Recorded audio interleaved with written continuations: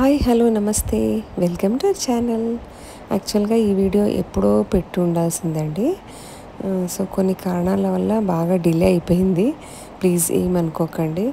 ఈ వీడియో పెట్టే లోపలనే వరలక్ష్మి వ్రతము, తర్వాత వినాయక చవితి ఇవన్నీ కూడా వచ్చేసాయి, గబగబా వెళ్ళిపోయాయి అనమాట. టైం అట్లా గడిచిపోయింది ఫాస్ట్గా. సో అందుకని ఎడిటింగ్ చేసి పెట్టలేకపోయాను. సో లేట్గా పోస్ట్ చేస్తున్నాను, ప్లీజ్ ఏమనుకోకండి. అయితే చాలా సింపుల్గా మంగళగౌరి వ్రతం ఎలా చేసుకున్నారో కూడా ఈ వీడియోలో మీరు చూడండి. ఉదయాన్నే ఇల్లంతా శుద్ధి చేసుకున్న తర్వాత పూజకు సంబంధించినటువంటి సామాగ్రి అంతా కూడా సిద్ధం చేసి రెడీగా ఉంచాను అనమాట. పిల్లలు కూర్చొని పూజ చేసుకునేటట్టుగా అన్నీ సమకూర్చి రెడీగా పెట్టేసి ఇంకా వంట రూమ్లోకి వెళ్ళి వంట మొదలు పెడుతున్నాను. ఈరోజు దోసకాయ పప్పు, గోకరకాయ కూర, బెండకాయతో మజ్జిగ పులుసు, టమాటా చారు, ఆ తర్వాత మామిడికాయ పులిహోర, పాయసం, అరటికాయతో బజ్జీలు చేద్దాం అనుకుంటున్నాను. తర్వాత కలిమికాయలతో ఆవ పెట్టానమాట. ఈ కలిమికాయలు ఎంతమందికి తెలుసు చెప్పండి? ఎంత పుల్లగా ఉంటాయంటే చూడడానికి చాలా చిన్నవిగా ఎర్రగా చెర్రీ పళ్ళలా ఉంటాయి, చాలా రుచిగా ఉంటాయి. ఇది పచ్చిమిరపకాయలతో ఉక్కలిచ్చి పచ్చడి చేసుకోవచ్చు, లేదంటే జస్ట్ అట్లా నూనెలో గోలించేసి ఆవలాగా కూడా కలుపుకోవచ్చు అనమాట. నేను ఈరోజు ఆవ పొడి కారం వేసేసి ఆవ చేస్తున్నాను. వంట ఎప్పుడైనా సరే మనము ప్లాన్డ్గా చేసుకుంటే చాలా ఈజీ అనిపిస్తుంది. ఇప్పుడు సపోజ్ బెండకాయ మజ్జిగ పులుసు అనుకోండి, ఆ మజ్జిగ పులుసుకు కావాల్సిన పదార్థాలు ఒక ప్లేట్లో పెట్టుకోవటం, మామిడికాయ పులిహోర దానికి సంబంధించిన ఒక ప్లేట్లో పెట్టుకోవటం, కూరకి కానీ పప్పులకి కానీ దానికి మనము డివైడ్ చేసేసి సపరేట్గా మనము చేసుకుంటే దీనికి ఇన్ని కావాలి, దీనికి ఇన్ని పడతాయి అని చెప్పేసి అనుకుంటే మనకు వంట చాలా అంటే చాలా ఈజీ అయిపోతుంది. సో నేను ఇక్కడ కలిమికాయలు లోపల చిన్నగా గింజలు ఉంటాయన్నమాట. తరిగితే ఆ గింజ ఊడి వచ్చేస్తుంది. సో అది తీసిన తర్వాత ఒకసారి నేను అట్లా గోలించాను కలిమికాయలు. ఆ తర్వాత ఇంత ఆవపొడి, ఉప్పు, పసుపు, కారం, మెంతి చిలకర పొడి వేసి కలిపిన తర్వాత నూనె కాచి చల్లార్చాలి. చల్లారిన తర్వాత దాంట్లో కొంచెం ఇంగు వేసేసి మంచిగా ఆ నూనెని దీంట్లో కలిపేసుకుంటే ఆవ పెట్టినట్టుగానే అనుకోండి. ఒకవేళ తెలియకపోతే మీరు కూడా ఈ విధంగా చేయండి. లేదు ఇలా ఆవకాయ ఇష్టపడిన వాళ్ళు వీటికి తగ్గట్టుగా పచ్చిమిరపకాయలు ఇవి రెండు కలిపి గోలించేసి నువ్వుల పొడి వేసి చేసుకోండి. చాలా అంటే చాలా టేస్టీగా ఉంటుంది. సో ఇది ఆవకాయ కొంచెం సేపు ఒక గంట సేపు అయ్యాక ఊరుతుంది. నేను అందుకే ఫస్ట్ నేను దీన్ని చేశాను అనమాట. నా వంట అంత అయ్యే వరకు ఇదండి ఇలా ఊరిందనమాట. ఆ పులుపుకి నీరు వచ్చేస్తుంది, చాలా టేస్టీగా ఉంటుంది. ఇది ఒక 2 days దాకా ఉండొచ్చు అంతే. నేనైతే ఒకటే రోజుకి అట్లా చేశాను అనుకోండి, కొద్దిగా చేశాను. సో 2 రోజులు అయితే నిల్వ ఉంటుంది. మామిడికాయ పులిహోర చేస్తున్నాను. దానికోసమని రైస్ ఫస్టే వండి పెట్టుకున్నాను. అయితే పులిహోరలు మనము చింతపండుతో చేసే పులిహోర పులుపు వేరు, మామిడికాయతో చేసే పులిహోర పులుపు వేరు, నిమ్మకాయతో చేసే పులిహోర పులుపు వేరు.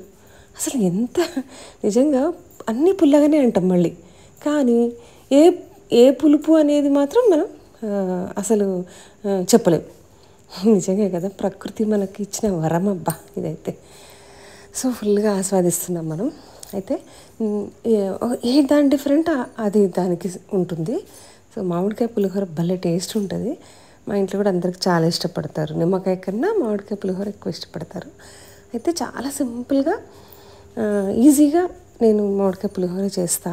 మరి అందరూ ఎలా చేస్తారో ఏంటో నాకు తెలియదు, కానీ నేను చేసే పద్ధతి ఏంటంటే అన్నానికి సరిపడా నూనె బాండ్లీలో వేసుకొని కొంచెం కాగిన తర్వాత శనగపప్పు, పల్లీలు, మినప్పప్పు, ఆవాలు, జీలకర్ర వేసిన తర్వాత అవి కొద్దిగా ఎర్రగా అయ్యాక మిరపకాయల్ని కొంచెం చీల్చి పెట్టుకుంటాను నేను. ఆ మిరపకాయల్ని అంటే సన్నగా ముక్కలు తరగకుండా జస్ట్ అట్లా చీలుస్తాను అనమాట. ఎందుకంటే కారం ఎక్కువైతే తినలేరు ఎవరు. ఇష్టమైన వాళ్ళు మిరపకాయలు కొరుక్కొని తినొచ్చు కదా అట్లా. సో కరివేపాకు, తర్వాత ఎండుమిరపకాయ ఒకటి, ఇంగువ వేసేసి కొద్దిగా పసుపు వేసేసి ఈ పోపు బాండ్లీలోనే అన్నం వేసేసి అట్లా వేయించేస్తాను అనమాట. చాలా అంటే చాలా టేస్టీగా ఉంటుంది అట్లా చేస్తే. మీరు కూడా ఇట్లా సింపుల్గా ఎప్పుడన్నా తెలియని వాళ్ళు చేసుకోండి. నాకైతే ఈ మామిడికాయ పులిహోర చేసినప్పుడల్లా చిన్నప్పుడు పిల్లలకు బాక్సులు పెట్టించిన గుర్తులు వస్తుంటాయి అన్నమాట. సమ్మర్లో ఎప్పుడైనా కూరగాయలు లేనప్పుడు సడన్గా మామిడికాయలు అయితే స్టాక్ ఉంటుండే ఇంట్లో. నిద్ర లేట్గా లేచినప్పుడైనా సరే, కూరగాయలు ఏం లేనప్పుడైనా సరే గబాలన మామిడికాయ తురిమి పిల్లలకి ఇట్లా పోపు చేసి మంచిగా పులిహోర కలిపి ఇస్తుంటే అనమాట. పిల్లలు కూడా ఆ రోజు హ్యాపీగా ఫీల్ అయ్యేవాళ్ళు. ఎందుకంటే కూరలు, పెరుగులు ఇవన్నీ వేసుకొని తినేది లేకుంటుండే, వాళ్ళకు శ్రమ తక్కువ ఉంటుండే తినేటప్పుడు.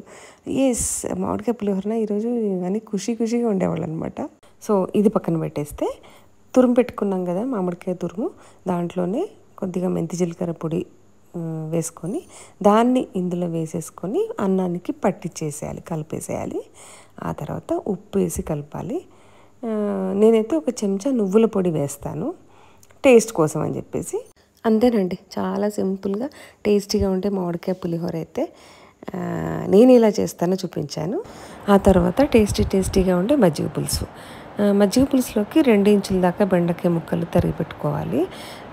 బాణలిలో పోపు చేసేసి కరివేపాకు వేసి బెండకాయ ముక్కలు వేసేసి పచ్చిమిర్చి అల్లం ముద్దను దాంట్లో వేయాలి. కొద్దిగా ఆవపొడి, పసుపు, ఉప్పు వేసి 1 నిమిషం పాటు వేయించిన తర్వాత అందులోకి కొన్ని నీళ్లు పోయాలి. నీళ్లు వేసిన తర్వాత ఆ ముక్కలు అనేవి మెత్తగా అయిపోతాయి. అందుకోసం అని చెప్పి కొంచెం వాటర్ వేసేసుకొని అట్లా కలిపేసుకుంటే టోటల్గా ఇది ఒక 2 మినిట్స్ ప్రాసెస్ అండి. ఎన్ని ఉన్నా ఎన్ని చేసినా కూడా చారు మాత్రం మా వారికి కంపల్సరీ ఉండాలి. సో ధనియాల పొడి, మిరియాల పొడి వేసి చారు చేస్తే ఆయనకు చాలా ఇష్టం అనమాట. ఎన్ని తిన్నా అరిగిపోతుంది అది చారు తింటే అని చెప్పేసి చేపించుకుంటారు. సో అయితే ఈ పెరుగును మనం మంచిగా గిల కొట్టుకొని దాంట్లోనే శనగపిండి వేసి మంచిగా చిలికి ఆ పోపు వేసిన బెండకాయలలో దీన్ని వేయాలి. ఒక పొంగు ఉడికించిన తర్వాత మజ్జిగ పులుసు రెడీ అవుతుంది. నెక్స్ట్ వచ్చేసి అరటికాయ బజ్జీలు. ఆలు చిప్స్ తీస్తాను చూడండి, అలాంటి తురుంపీటలతో నేను ఈ అరటికాయను సగం చేసేసి, అంటే పొట్టు తీసిన తర్వాత సగం చేసి ఈ తురుంపీటతో నేను చక్కగా స్లైసెస్ లాగా ఆలు చిప్స్ తీసినట్టుగా నేను అలా తరిగి పెట్టుకుంటాను అనమాట. ఇవి కలర్ రాకుండా ఉండడం కోసం ఉప్పు నీళ్ళలో అద్ది ఉంచాలి. ఈ సన్నగా స్లైసెస్ చేసుకోవటం వల్ల మనకు లోపల అరటికాయ, బజ్జీ లోపల ఉండే అరటికాయ తొందరగా కాలుతుంది. సో అదనమాట. శనగపిండి కలుపుకొని దాంట్లో ఉప్పు, కారం, జీలకర్ర, కొంచెం అల్లం తురుము వేసేసి అందులో ఈ అరటికాయలను స్లైసెస్ని చక్కగా ముంచి పల్చగా వేసుకుంటే మంచిగా ఉబ్బుతాయి, టేస్టీగా ఉంటాయి, చాలా బాగుంటాయి. మీరు ఒకసారి ట్రై చేయండి. ఈ బాణలీలో నేను నూనె ఎక్కువ వేయలేదు, ఎందుకంటే అరటికాయ బజ్జీలు పల్చగానే ఉంటాయి కదా.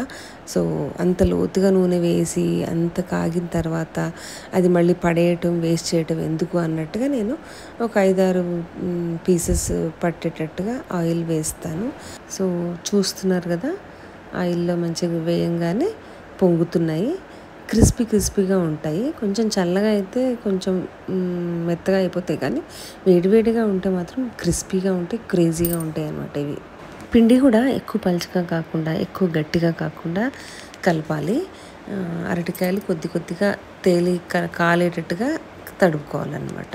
ఆ తర్వాత బ్యాంబినో పాయసం. బ్యాంబినోని నెయ్యిలో రోస్ట్ చేసేసిన తర్వాత 1కి 2 నీళ్లు పోసేసి ఉడికించేసి పక్కన పెట్టుకుంటాను. కొద్దిసేపు అయిన తర్వాత పాలు బాగా కాగిన తర్వాత అప్పుడు దాంట్లో కలిపేసి నెయ్యిలో వేయించినటువంటి బాదాము, జీడిపప్పు, పలుకులు అన్నీ కూడా ఏవి ఉంటే అవన్నీ పలుకులు వేసేసి సర్వ్ చేసేస్తాం అన్నమాట. విశిష్టాభ్యాం నమః శ్రీ సీతారామాభ్యాం నమః మైత్రేయీ కాత్యాయనైః సహిత శ్రీ యాజ్ఞవల్క్య గురుచరణారవిందాభ్యో నమః శ్రీ గురుభ్యో నమః. హరి ఓం. 2 అక్షతలు వేసేసి స్వామివారిని ఆవాహించండి. ఓం పునర్మనః పునరాయుర్మహాగాత్ పునశ్చక్షుః పునశ్రోత్రం. అక్షతలు వేయండి. స్థాపయామి పూజయామి స్థిరో భవ స్థిరాసనం కురు. అమ్మ పూజ చేసుకుంటుంది కదా, నువ్వు బజ్జుకోవాలి కదా, ఏడకుండా నువ్వు బజ్జుకోవాలి కదా బజ్జుకోవాలి కదా. నువ్వు అసలు సతాయించవమ్మా, బంగారు తల్లివమ్మా నువ్వు. అబ్బా ఒగలు ఎత్తుకోవాలనా నిన్ను, మజ్జివలా జోజో కొట్టాలా నిన్ను, ఎత్తుకోవాలా. బొమ్మిడి బొమ్మిడి బొమ్మిడి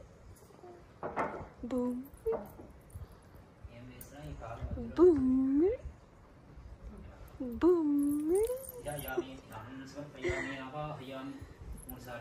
కొత్త ఫ్రాక్ వేసుకున్నావా నువ్వు? అమ్మ పూజ చేసుకుంటుంది కదా, నువ్వు అసలు సతాయించొద్దు కదా. బజ్జుకోవాలమ్మా నువ్వు. అయ్యో అయ్యో అయ్యో, కొత్త ఫ్రాక్ వేసుకున్నావా నువ్వు? కొత్త ఫ్రాక్ వేసుకున్నారా మీరు?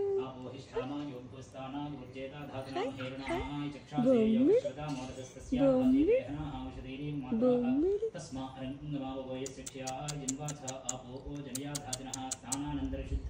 ఆచమనీయం సమర్పయామి. పంచామృత స్నానానంతర శుద్ధ ఆచమనీయం సమర్పయామి. ఇప్పుడు కలశంలో ఉన్నటువంటి ఈశావి కోసం హాఫ్ డే వచ్చినాయి కదా. హాఫ్ డే వచ్చినావా? ఈశాన్వి కోసం వచ్చినావా లేకపోతే చదువుకోవడం ఇష్టం లేక వచ్చినావా? ఈశావి కోసం. Very good. గజాననాయ నమః, ఓం లంబోదరజలాయ నమః, ఓం జగద్వ్యాపినే నమః, ఓం గంగాధరసుతాయ నమః, ఓం వీరభద్రన్యే నమః. సో ఇలా మా పూజను అయితే కంప్లీట్ చేసేసుకుంటున్నాము. ఇప్పుడు నేను వాయిస్ ఓవర్ ఇస్తున్నాను అనమాట, బికాస్ పూజ చేసుకుంటుంది మేమే కాబట్టి. నాకైతే ఈ ఇయర్ మంగళగౌరి నోములన్నీ చాలా స్పెషల్ అనమాట. అన్నీ స్పెషలే. ఎందుకనంటే పెళ్ళైన తర్వాత ఫస్ట్ టైం నేను మా అమ్మ దగ్గర నోముకుంటున్నా. అండ్ ఇంకొకటి ఏంటంటే మా చిన్న వదినతో నోముకుంటున్నాను. అండ్ ఇంకొకటి ఏంటంటే ఫస్ట్ టైం నేను మా అమ్మకి వాయనం కూడా ఇస్తున్నా. సో ఇంతకు ముందు కూడా నేను చెప్పినాను కదా, ఇట్లా ఫస్ట్ ఇయర్ నేను ఇండియాలో నోముకున్నాను, కానీ అన్నీ కూడా మా అత్తయ్య వాళ్ళ ఇంట్లో నోముకున్నా. అప్పుడు అక్కడికి అన్ని మంగళగౌరికి మా అమ్మ వాళ్ళు వచ్చారు, కానీ అప్పుడు మా అమ్మ వాళ్ళకి పండగలు లేవన్నమాట. సో అందుకే నేను మా మమ్మీకి వాయనం ఇవ్వలేదు. జస్ట్ ఇట్లా తాంబూలం లాగా ఇచ్చిన అంతే, వాయనం అంటూ ఏమి ఇవ్వలేదు అనమాట. సో ఇప్పుడు మా మమ్మీకి నేను ఫస్ట్ టైం ఇస్తున్నందుకు నేను చాలా హ్యాపీ. బికాస్ అంటారు కదా, ఎంతమందికి ఇచ్చినా కానీ తల్లికి ఇస్తే అసలు చాలా ఏమంటారు మంచిది అని చెప్పేసి. సో నేను చాలా హ్యాపీగా ఉన్నా. ఫస్ట్ టైం ఇట్లా అమ్మకి గడుతున్నా తోరము, అమ్మకి వాయనం ఇస్తున్నా అని చెప్పి. ఆల్మోస్ట్ నాకు ఇట్లా హ్యాపీ టీయర్స్ కూడా వచ్చేసినాయి. కానీ మా అమ్మ చెప్పింది, నోముకున్నప్పుడు ఆడవాళ్ళు ఎప్పుడు కూడా కంట నీరు పెట్టుకోవద్దు అని చెప్పేసి.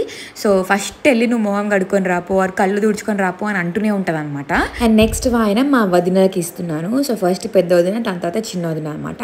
అండ్ ఇక్కడ ఇంకొకటి తోరం కూడా నాకు మా హస్బెండ్ ఇప్పుడు ఇక్కడ లేరు, యూఎస్లో ఉన్నారు కాబట్టి నోముకున్న వాళ్ళే మంచిగా తోరం కడితే బాగుంటుంది. అండ్ ఆల్సో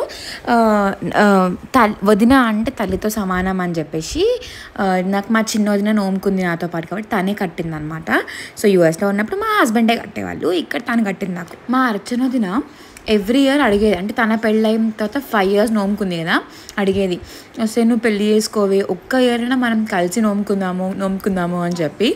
బట్ నేను అన్నా లేదు, వేరే నోముకోవాలంటే కలిసి నోముకుందాము అని చెప్పి చెప్తూ ఉండే, ఫన్ లాగా చేస్తుండే అనమాట. మా వదిన 5 years అయిపోయినాకనే నాకు పెళ్ళయింది. నేను ఫస్ట్ అప్పుడు స్టార్ట్ అయింది అనమాట నా మంగళగౌరి నోములు. అండ్ నేను చిన్న వదినతో లైక్ నోముకుంటున్నాను.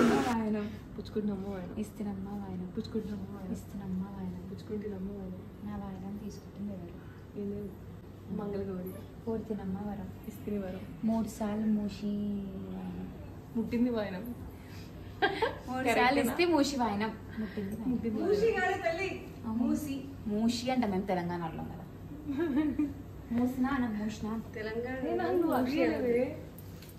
సో ఇలా మంచిగా వాయనం ఇచ్చేసిన అనమాట. అండ్ ఇప్పుడు ఏంటి అని అంటే మా చిన్న వదిన నాకు వాయనం ఇస్తుంది. సో తను నాకు తోరం కట్టి కాటుకు ఇచ్చి దెన్ బ్లెస్సింగ్స్. సో మేము ఇద్దరికి బ్లెస్సింగ్స్ ఇచ్చుకుంటాం. బికాజ్ నేను మా వదిన కన్నా అలాగే వదిన కన్నా పెద్దదాన్ని, సో నాకు బ్లెస్సింగ్స్ తీసుకుంటుంది. అండ్ నేనేంటంటే అన్న భార్య వదిన కదా, సో నేను కూడా బ్లెస్సింగ్స్ తీసుకుంటాను అనమాట. అండ్ సాయంత్రం అందరినీ పేరెంట్లంకి పిలిచిన నేను. సో మా అత్తలు, పెద్దమ్మ, పిన్నీలు అందరు వచ్చారనమాట పిలవగానే.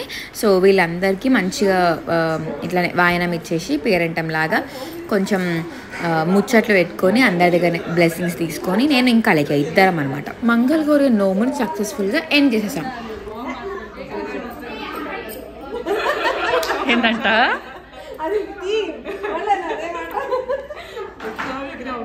జ్వరం రాదు, సర్ది కానీ గింత కూడా తక్కువ కానీ ఎక్కువైతే కానీ.